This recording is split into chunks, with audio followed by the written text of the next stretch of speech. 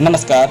MCA के राष्ट्रीय अध्यक्ष व भारतीय सुहेलदेव समाज पार्टी के राष्ट्रीय सचिव एसपी नंद से खास बातचीत। लखनऊ से आयुष राज की खास रिपोर्ट। एमसीए संगठन के राष्ट्रीय अध्यक्ष भारतीय सुहेलदेव समाज पार्टी के राष्ट्रीय सचिव एसपी सिंह नंद से मुलाकात उनके आवास पर। सर्व रोजगार मिशन भारत राष्ट्रीय अध्यक्ष पूर्व विधायक प्रत्याशी पूर्वा उन्नाव के इसके सविता नंदवंशी ने किए और सामाजिक राजनीतिक मुद्दों पर विशेष चर्चा। अपने राजनीतिक अनुभव को साझा कर एसपी सिंह नंद ने पिछड़े अति पिछड़े लोगों की बात करते हुए समाजवादी पार्टी व बहुजन समाज पार्टी के ऊपर साधा निशाना।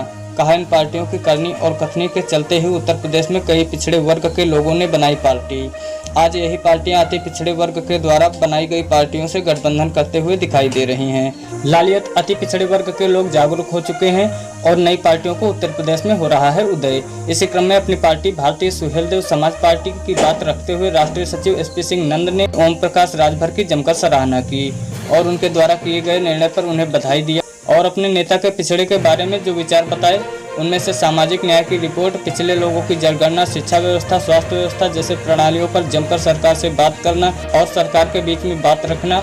ऐसे नेता को अशोका नेता बताया। इसके सविता नंदवंशी के साथ उपस्थित रहे कल्पेश चौधरी, आयुष राज ठाकुर, राजेश शर्मा। आज हम बैठे हैं एमसीए के राष्ट्रीय अध्यक्ष एसपी नंद जी के साथ, जो कि सुहेलदेव भारतीय समाज पार्टी के राष्ट्रीय सचिव हैं। नंद जी से आज मुलाकात नंद जी के आवास पे कर रहे हैं। कई सामाजिक मुद्दों पे चर्चा करनी है नंद जी से। तो हमारे जितने भी समर्थक साथी हैं, सच्चाई जनता तक सब्सक्राइबर हैं, जितने भी हमारे पत्रकार साथी हैं, सभी साथियों को आज हम परिचय कराएंगे सच्चाई जनता तक के पटल पर माननीय नंद जी से। तो सबसे पहले तो मैं आपसे निवेदन करूंगा नंद जी की हमारे चैनल के लिए आप तो जो है तो शब्द बोलें।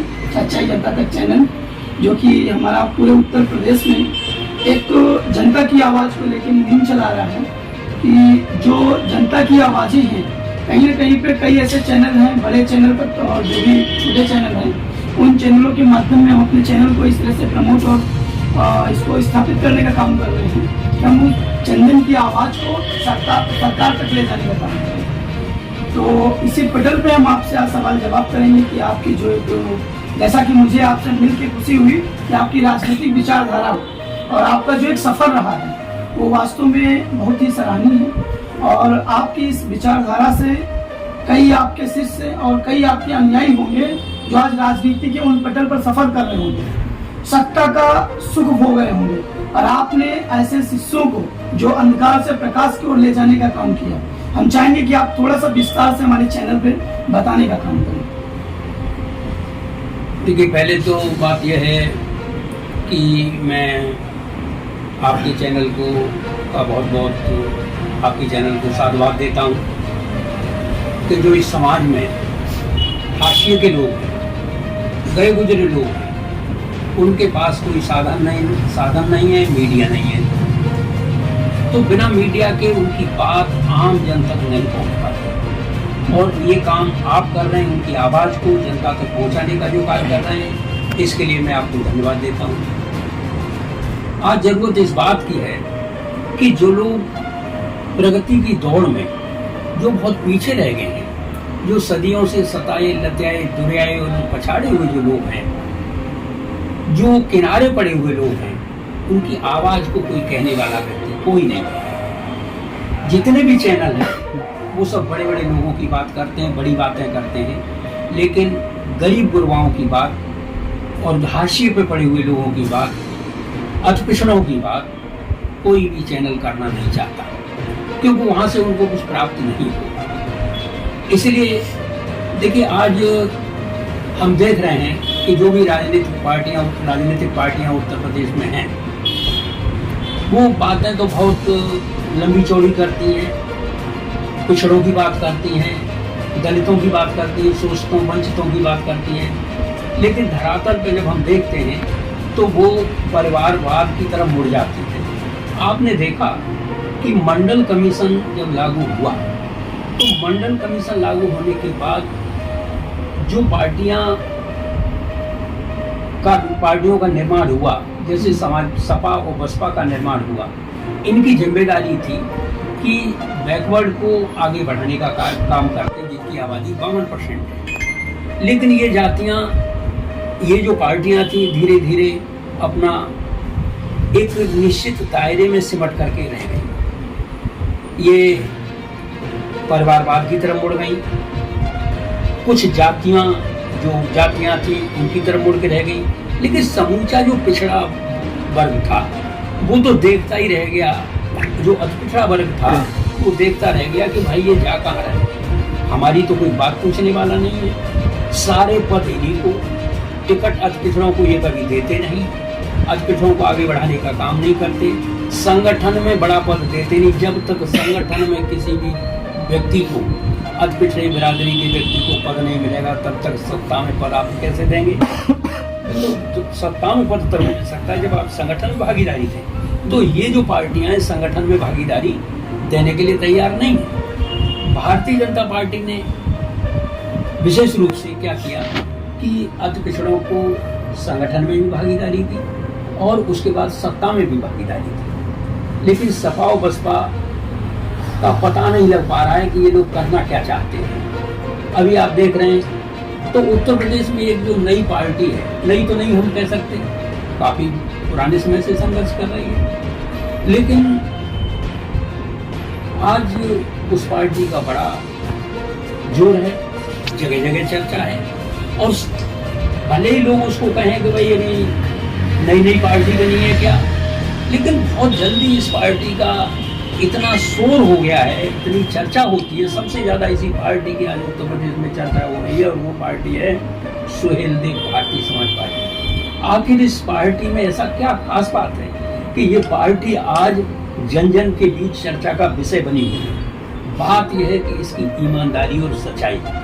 ये पार्टी जननायक कर्पूरी ठाकुर जो बिहार के मुख्यमंत्री रह चुके हैं, जिन्होंने अति पिछड़े वर्ग को पृथक, अति पिछड़े वर्ग के लिए पृथक आरक्षण लागू किया था, अति पिछड़ों की लड़ाई लड़ी थी, जिन्होंने अति पिछड़ों के लिए मुंगेरी लाल कमीशन बनाकर उनके लिए सेपरेट आरक्षण का प्रावधान किया था। आज हम देख रहे हैं बिहार में कि जिला पंचायत के चुनाव होते हैं तो उनमें आप देखते हैं कि अति पिछड़े वर्ग के लिए प्रधान की सीट रिजर्व है, बीडीसी की रिजर्व है, जिला पंचायत अध्यक्ष की सीट रिजर्व है, टाउन एरिया चेयरमैन की रिजर्व है। लेकिन उत्तर प्रदेश में इन अतिपिछड़ों की गोलबंदी और लामबंदी या इनकी आवाज को बुलंद करने वाला कोई नेता नहीं था। और कि ये समझ लीजिए कि अतिपिछड़ी जातियों का नाम लेने के लिए भी कोई तैयार नहीं था। समाजवादी पार्टी कर्पूरी ठाकुर का नाम भी नहीं कभी लेती है, हाँ फोटो जरूर लगाती है, 24 जनवरी को उनके जन्मदिन पर माला पहना देती है, लेकिन कर्पूरी के गले में माला, उनके विचारों पे ताला, ये समाजवादी पार्टी का फलसफा है। समाजवादी पार्टी अतिपिछड़ों को न तो संगठन में भागीदारी देना चाहती है, न सत्ता में भागीदारी देना चाहती है, न उनको टिकट देना चाहती है, न उनको चुनाव जिताना चाहती है। तो जब ये सपा और बसपा धीरे धीरे धीरे परिवारवाद की तरफ मुड़ गए तो फिर नई पार्टियों का उदय हुआ। जब आम जनमानस, अतिपिछड़े वर्ग का आम जनमानस निराश हो गया तो अतिपिछड़े वर्ग की तमाम पार्टियां उत्तर प्रदेश में बनना शुरू हो गई। कारण यही है क्योंकि सपा बसपा से लोग निराश हो गए। तो फिर कौन सी पार्टी बनी? जैसे आपने देखा महानदल बना है, संजय निषाद का निषाद पार्टी बनी, ओम प्रकाश राजभर की सुहेलदेव भारतीय समाज पार्टी बनी, अपना दल बना, अपना दल कबीराबादी बना, और बाबू सिंह कुशवाहा का जन अधिकार पार्टी बनी। इतनी पार्टियां उत्तर प्रदेश में आखिर क्यों बन गई? क्या ये पार्टियों का जो फॉर्मेशन है ये रुक नहीं सकता था? ये इसीलिए नहीं रुका क्योंकि ये जो जातियां थी, अतिपिछड़े वर्ग की जो जातियां थी, ये सपा और बसपा में घुटन महसूस करने लगी। मतलब ये कहा जा सकता है कि जो पार्टियां थी हमारे बीच में जो सत्ता तक पहुंची पिछड़ों को लेकर, उनकी करनी और कथनी में अंतर था। जी हाँ, यही देखते हुए उत्तर प्रदेश में कई पार्टियों का उदय हुआ और ये सारी पार्टियां अतिपिछड़े में रखी। सबसे बड़ी ताज्जुब की बात ये है, बिल्कुल, आज अखिलेश यादव इन्हीं पार्टियों के साथ गठबंधन करना चाहते हैं। अरे भाई, पहले ही आप चेत गए होते तो इन अतिपिछड़े वर्ग की जातियों को आप पहले ही साथ लेकर के चलते, तो न तो मुलायम सिंह इनको साथ लेके चले, न ये साथ लेके चले। अच्छा, आज स्थिति ये हुई कि ये जो अतिपिछड़े वर्ग का जो वोट था अति दलितों का जो वोट था 38% वोट उत्तर प्रदेश में है, और ये सारा का सारा वोट भारतीय जनता पार्टी में शिफ्ट हो गया। बिल्कुल। अच्छा, ये कहा जा सकता है कि काफी लोग ये आरोप लगाते हैं सुहेलदेव भारतीय समाज पार्टी के राष्ट्रीय अध्यक्ष जी के ऊपर कि वो कभी एक जगह पे स्थिर नहीं रहते। इस पे आप क्या कहेंगे? देखिए, कौन व्यक्ति है जो एक जगह स्थिर रहा है? कौन सी पार्टी अपनी जगह स्थिर रही है? हर पार्टी ने, भाई समाजवादी पार्टी ने कांग्रेस के साथ समझौता किया था, सपा बसपा का दोबारा समझौता हुआ 2019 में हुआ। तो ये पार्टियां अपने स्वार्थ के लिए समझौता करती रही है, ऐसा कुछ भी नहीं है। भारतीय जनता पार्टी ने भी पीडीपी के साथ मिलकर के जम्मू कश्मीर में सरकार बनाई थी। तो इस तरीके से ये सब, देखिए, राजनीति में कुछ भी असंभव नहीं है। हाँ, इतना जरूर है कि जो सुहेलदेव भारतीय समाज पार्टी ने के जो राष्ट्रीय अध्यक्ष ओम प्रकाश राजभर हैं, इन्होंने अपने सिद्धांतों से कभी समझौता नहीं किया। इन्होंने कहा कि भाई मुफ्त शिक्षा होनी चाहिए, लड़कियों के लिए भाई अलग से जो है आप स्वास्थ्य का ध्यान रखिए, आप जो है उनकी स्वास्थ्य और शिक्षा पे आप जोर देना चाहिए, मुफ्त स्वास्थ्य सेवाएं होनी चाहिए, और क्या नाम है, ओबीसी की जाति जनगणना होनी चाहिए, सामाजिक न्याय समिति की रिपोर्ट लागू होनी चाहिए, जो कि 2001 से पेंडिंग पड़ी हुई है। तो इस चीज़ की डिमांड अखिलेश यादव कर सकते थे, लेकिन अब क्या अखिलेश यादव ने इस डिमांड क्यों नहीं की? उनकी भी तो जिम्मेदारी थी।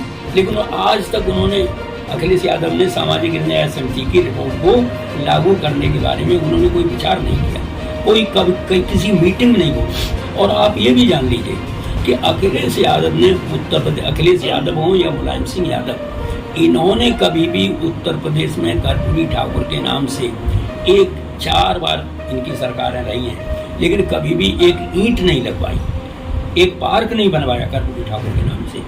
कहते जरूर हैं कि साहब हम कर्पूरी के पर चिन्हों पर चल रहे हैं, उनके सिद्धांतों पर चल रहे हैं, समाजवादी सिद्धांत हैं हमारे, लेकिन इन्होंने कभी भी कर्पूरी ठाकुर के नाम से उत्तर प्रदेश में न तो कोई पार्क बनवाया, न कहीं एक ईंट लगवाई।